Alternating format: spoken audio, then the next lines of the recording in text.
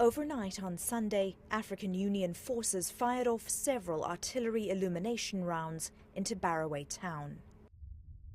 A message to civilians, they said, a warning to insurgents Al-Shabaab. As daylight broke on Monday, AU Ugandan soldiers began the final descent into Barawe. Despite their superior firepower, the situation is still extremely tenuous for these AU troops. Al-Shabaab has known they were coming for months and has therefore had time to plant IEDs and plan ambushes.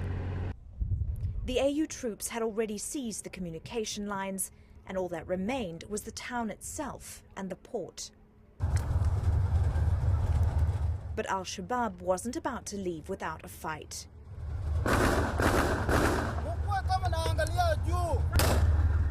Militants fired on African Union forces using machine guns. The AU responded with might. Then came the ground operations. Take the other window. While Shabaab offered relatively little resistance this morning, Ugandan special forces are now going door to door to try to find out which one of those militants blended into the civilian population.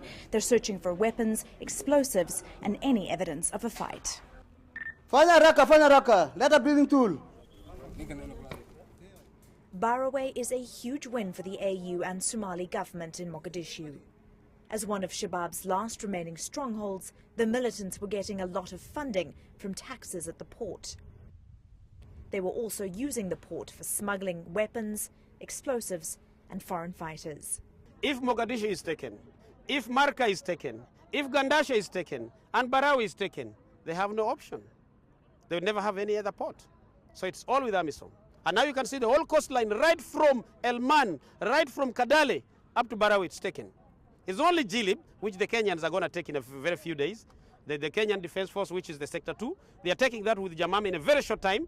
And I'm sure in the next 2-3 days it will be taken, and then the whole of Somalia is on. One intelligence official has told us he believes the foreign fighters, who range from British to Yemeni to American, might leave Somalia soon, as Barawe was the last somewhat modern city they controlled. And the Somali bush, with its sweltering heat, isn't an attractive option. AU soldiers handed out pamphlets warning civilians against supporting Shabaab, explaining the group's atrocities. They also held a town meeting on a football field where the militants used to torture people. The ever-popular Lower Shabelle Governor Mohammed Noor rallied the crowd. But despite assurances from officials, the people of Barawe remain cautious. They haven't had a formal government or democratic rule of law for more than 2 decades. Most of these young people don't even know what an election is. They only know the Sharia law imposed by Shabaab and its often brutal punishments. Robin Creel, Barawe, Somalia.